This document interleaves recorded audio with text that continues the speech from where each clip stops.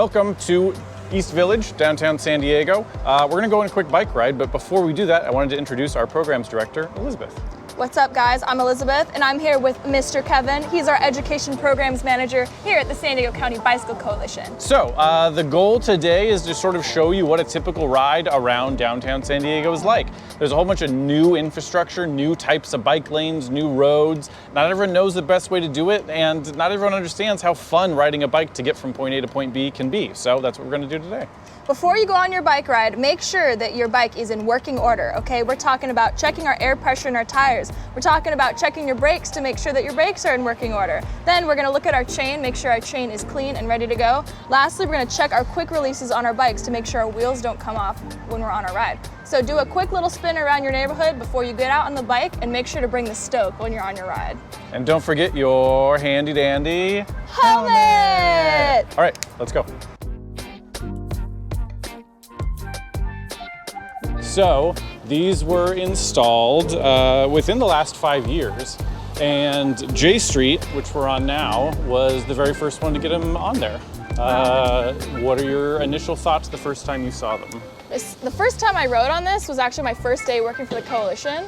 I was out with Andy and Jesse, and I was like, dang, this is really cool how easy it is to get around town. We went to lunch, I was using a beach cruiser bike, super easy. And I think the funny thing is sometimes you hear criticism about like, oh, well, why are they putting a bike lane on such a busy road? And the answer is in the question, which is the reason it's on the busy road is because that's where the people are. Yeah, because all kinds of people can use the road, not just cars.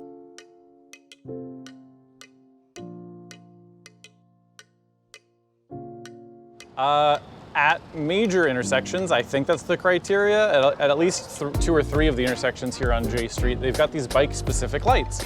They're great. The goal is to prevent right hooks and prevent left crosses by distinguishing between bike traffic and car traffic. So bikes have the green, cars have the red, and then bikes have the red and cars have the green. Oftentimes there's no right on red signs that help to prevent that right hook from happening. But the idea is you've got your own little special sign. The problem is they're not super visible, not everybody sees them, and if the traffic light is green and the bike light is red, it's sometimes hard to convince yourself that you're still supposed to stop because you see that green light. But it's always best to follow the directions of the specific infrastructure that's designed for your specific mode of travel. And for us today, that's bikes. It's really important to remember to go over train tracks at a perpendicular angle. Lots of intersections where you're going to be riding over tracks, and we just like to remind everyone to go over perpendicular as to not get your front wheel stuck.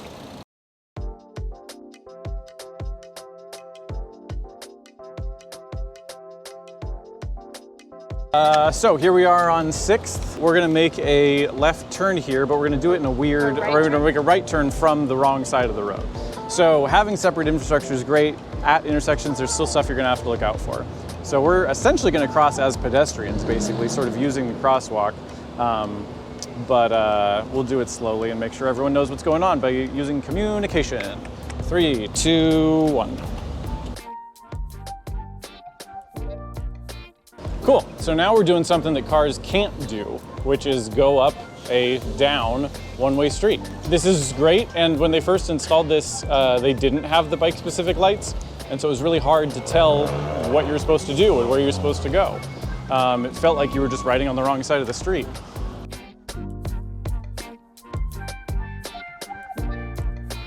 The green stripes in the bike lane indicate that there's an intersection. So that could mean a driveway, an opening of the road. So we like the green stripes.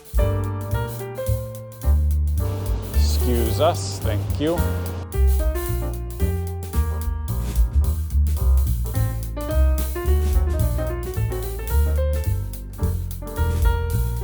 We've got a bike lane obstruction up ahead. It's a thing that happens.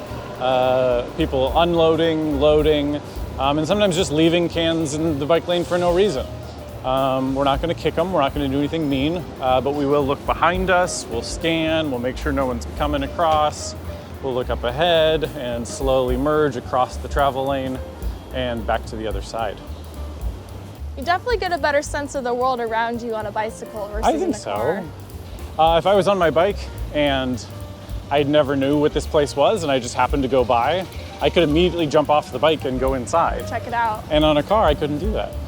All right, we're gonna stop at this intersection because I've got a cool bike box to show you guys. So, we're at the corner currently of 6th and Beach. A couple things to notice. One, we were on a separated facility, and up ahead, there is no separated facility. It's just a one-way street in the opposite direction. So we can't go that way. If I wanted to turn right, I got a big uphill. That doesn't sound fun to me. So let's go ahead and turn left. But I'm on the opposite side of the street that I want to be on. How do I do it?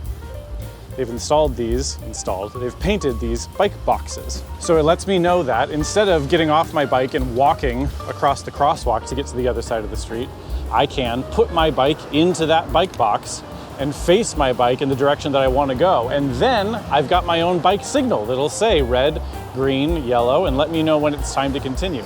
But I don't have to do it from over here facing in the wrong direction. I can move into the bike box, face the direction I want to go, and then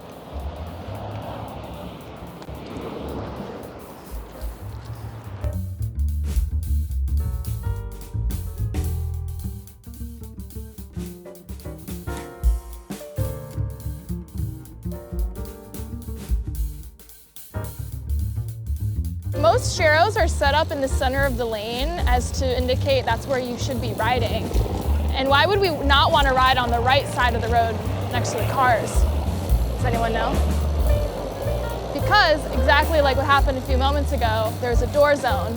All right, we want to be really aware of that. And also, if you ride to the far right in a narrow lane, then cars will think that that means that they have enough room to pass you. And they won't. So that's why we want to take up the center of the lane.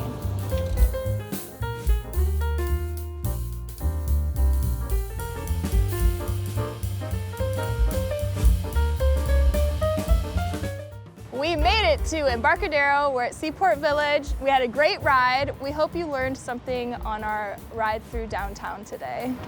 there's all kinds of infrastructure, there's all kinds of new stuff, and there's new stuff going in all the time. And so I think it's important to not only just sort of ride, but also to actively ride and to actively drive. Be aware of your surroundings, be aware of what the changes are, and make sure that you know how to interact with this new infrastructure. It's there to keep us safe, but it'll only do that if we all understand how to use it, we act predictably, and we act in a way that everyone knows is the best and is the safest. And if you have any questions, don't be afraid to ask them. The San Diego County Bicycle Coalition has tons of resources. Make sure to check us out at sdbikecoalition.org. Check out our YouTube page, you're probably already there. If you are, smash that like button, and we'll see you on the road.